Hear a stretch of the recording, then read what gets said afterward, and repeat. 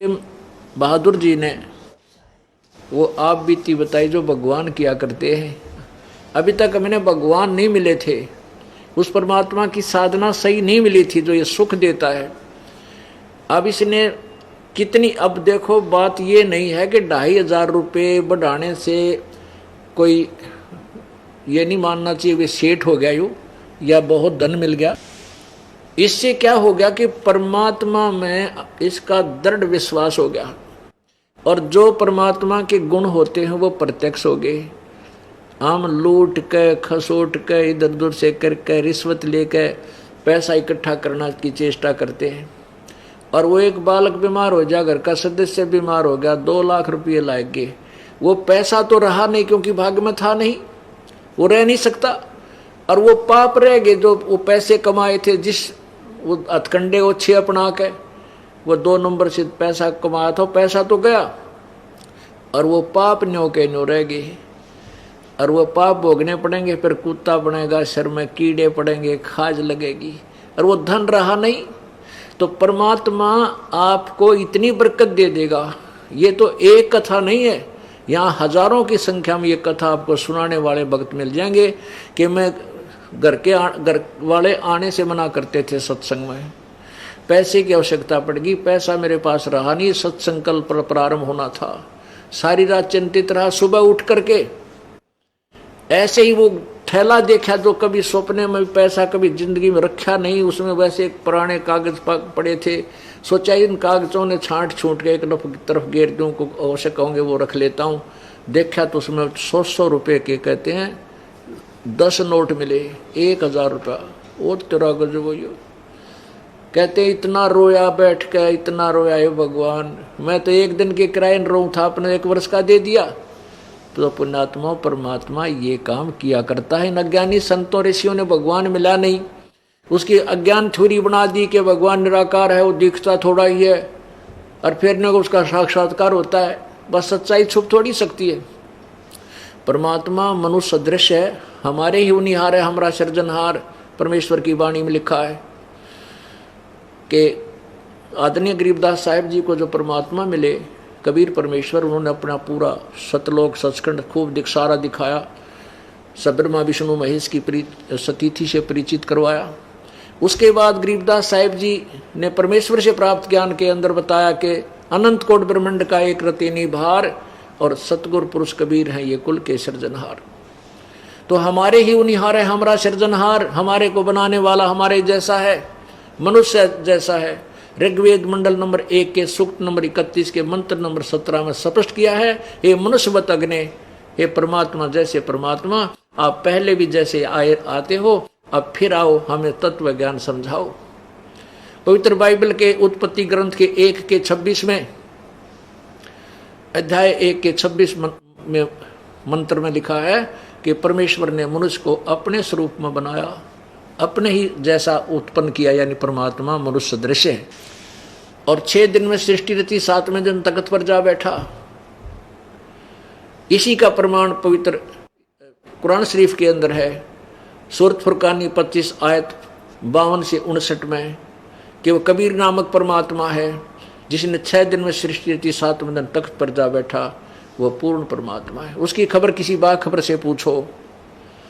तो पुण्यात्मा, हमारे को अभी तक तत्व ज्ञान नहीं मिला था और जिस कारण से हमने यही सोच लिया था भी ये दुख सुख तो आते ही रहेंगे और ऐसे ये डमडमा चलेगा। नहीं, परमात्मा के चरणों में आने के बाद आपके ऊपर कोई आपत्ति नहीं आवेगी, आपके घर में हानि नहीं होगी।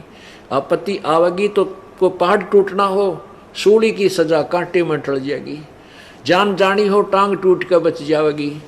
तो इस तरह की आपकी वो भी हमारी कुछ कमियां रह जाती हैं, जिस कारण से हम थोड़ा बहुत कष्ट इसलिए भी उठाना पड़ जाता है क्योंकि हम थोड़े हैं। एक घर में एक भाई ने या बहन ने, बेटी ने, बेटे ने नाम ले लिया, बाकी पूरा परिवार विरोधी है उसका, तो उसके नियमों को चलने नहीं देता।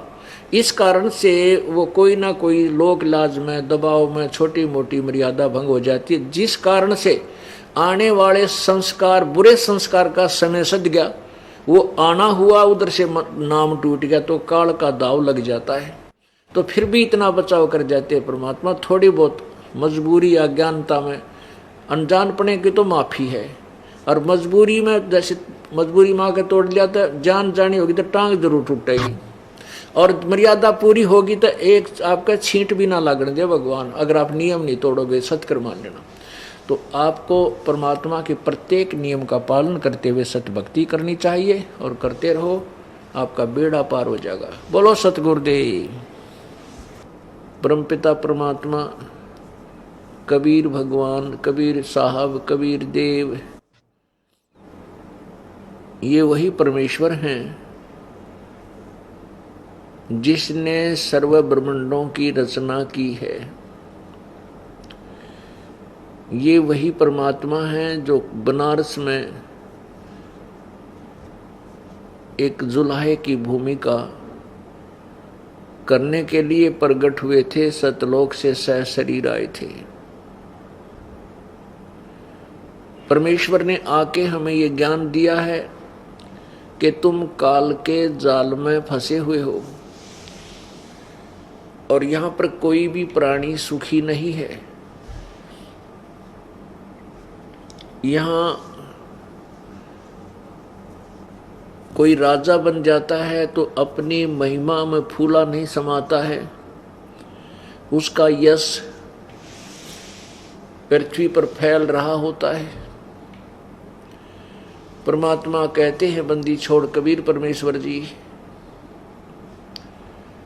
कि कोई छोटी सी कोठी बना लेता है बढ़िया चिप्स लगाकर, 2-4 मंजिल की, आसपास के क्षेत्र में, उस नगर में, कॉलोनी में वो एक बड़ा महिमावान माना जाता है, उसकी बड़ा यश होता है। परमात्मा कहते हैं कि मृत्यु हो जाती है उस कोठी के मालिक की, जो भक्ति नहीं करता, फिर वो क्या बनता है? कुत्ता बनता है, और 1.5 फुट की दूम लग जाती है उसके, और उस कोठी के साथ में बाहर गली में कमर लगा कर बैठता, अंदर जगह नहीं उसके लिए। तो परमात्मा कहते हैं बाढ़ में गया वो यश, कहाँ गई वो महिमा उसकी? आज कुत्ता बनकर गली में बैठा है। इसलिए याद दिलाते हैं सर्व सोने की लंका होती रावण से रणधीरम, एक पलक में राज बिराजी वो यम के पड़े जंजीर में, मन तू सुख के सागर बसरे भाई और न ऐसा यसरे। एक छोटी सी कोठी किसी ने बना ली, और आसपास के क्षेत्र में उससे बढ़िया कोई कोठी नहीं है, तो उसी को हम पता नहीं क्या मान बैठते हैं। परमात्मा कहते हैं इस काल के लोक में सबकी बिरान मट्टी, सबकी दुर्गति है। रावण ने पूरी लंका सोने से निर्मित कर रखी थी, सोने की, वो तुरेगी। अब किसी के पास 100 ग्राम 200 ग्राम सोना हो जा, 400 ग्राम हो जा, फुल्ला नहीं समावे। और उसने तो कहते महल बना रखे थे सोने के। रावण की मंडियों में जैसे यहाँ बाजरे, ज्वार और धान बिकते हैं, रावण यानी श्रीलंका के बाजारों में हीरे और मोती ऐसे बिका करते जैसे यहाँ धान और गेहूं और बाजरे ज्वार बिके। ऐसा धनी राजा था, और सत्य भक्ति ना करने से क्या दुर्गति हुई? एक पलक में राज बिराजी जम के पड़े जजीरम। एक पल में वह सारी सोने की लंका सपने की तरह समाप्त हो गई। परमात्मा हमें याद दिलाते हैं सुखदेव ने 84 भुगती बन्या पजावे खरगो, तेरी क्या बुनियाद प्राणी तू पेंडा पंथ पकड़वो। जो सत्य भक्ति नहीं करते, या तो भक्ति करते नहीं, वो तो बिल्कुल ही नालायक बताए संतों ने, और जो भक्ति भी करते हैं और तीनों गुण रजगुण ब्रह्मा सतगुण विष्णु तमगुण शिव जी तक सीमित है, या ब्रह्म तक सीमित है, या परब्रह्म तक, परब्रह्म की तो भक्ति का किसी को पता ही नहीं परमेश्वर कबीर जी के अतिरिक्त। तो जो ब्रह्म तक भी सीमित हैं, उनकी साधना से भी जन्म और मृत्यु और ये भिन्न भिन्न प्राणियों के शरीरों की योनियां, शरीरों में कष्ट, ये दुख भी अवश्यमेव भोगने पड़ेंगे। तो क्या बताते हैं कि या तो तुम साधना नहीं करते, वो बिल्कुल तुम्हारी मूर्खता और नालायकी है, और जो साधना तुम कर रहे हो वो भी ठीक नहीं। सुखदेव ने 84 भुगती बना पजावे खरवो।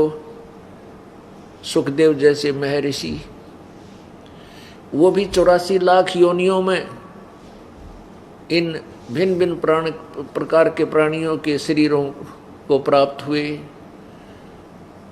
सुखदेव ऋषि अपनी आप बीती सुनाते हुए कह रहे हैं अन्य ऋषियों को कि एक बार मैं गधे की योनि भोग रहा था, मैं अंधा हो गया, मेरे मालिक ने मुझे घर से निकाल दिया, 2 लठ मारे कमर में, चलता चलता चलता चलता रस्ते रस्ते जा करके जंगल में दूर निकल गया।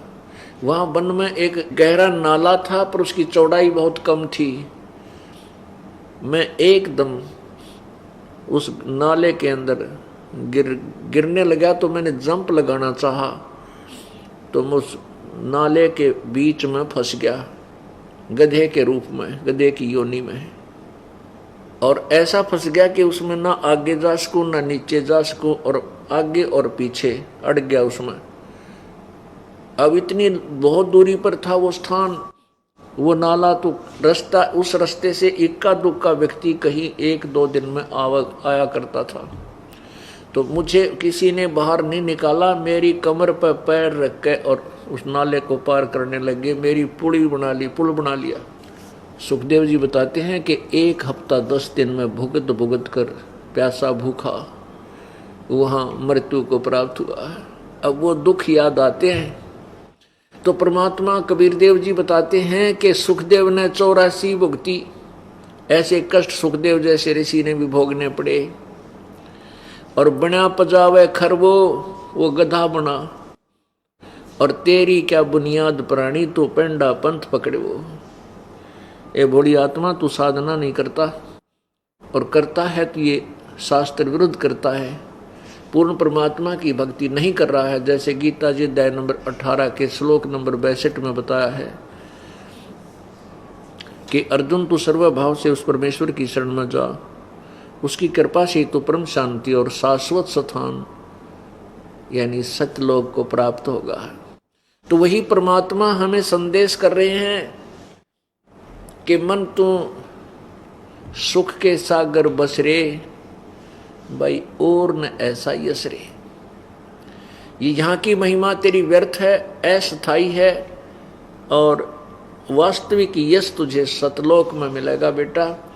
बेटी शाबाशी है तेरी, तू भक्ति कर और समर्पण कर परमात्मा के चरणों में, कर भक्ति डट के, तो वो सतलोक में पहुंच जाएगा। वहाँ तेरा यश होगा, महिमा होगी, सीने से लगाएंगे वहाँ परम पिता आपको, और वहाँ आपके भाई बहन जो पहले जा चुके हैं वो आपकी कमर थपथपाएंगे और सीने आपसे प्यार करेंगे, सीने से लगेंगे कि धन्य है तू निकला गंध से। तो वो तेरी महिमा, वो यश ओरिजिनल है, वो सही यश है, वो सही महिमा है तेरी ये। और यहाँ का कोई ऐसा यश तेरे काम नहीं आवे। अब मान लीजिए कोई राजा है, सुप्रसिद्ध राजनेता है, उसकी मृत्यु के बाद उसने भक्ति की नहीं, उसकी मृत्यु के बाद उसका एक स्टैच्यू बना दिया है, और उसके फिर जन्मदिन मनाए जाते हैं, बड़ी उस पर फूल माला चढ़ाई जाती है। वो मन माना कि गधा बना फिर रहा हो, बता के फूका उस महिमा ने, और उस स्टैच्यू की ऊपर वो बनावटी जो श्रद्धा दिखाई जाती है। तो परमात्मा हमें यही बताना चाहते हैं कि तू इन फॉर्मलिटियां न छोड़ के और सच्ची भक्ति कर भगवान की, परम संत की शरण ग्रहण कर, तब तेरा जीव कल्याण होगा।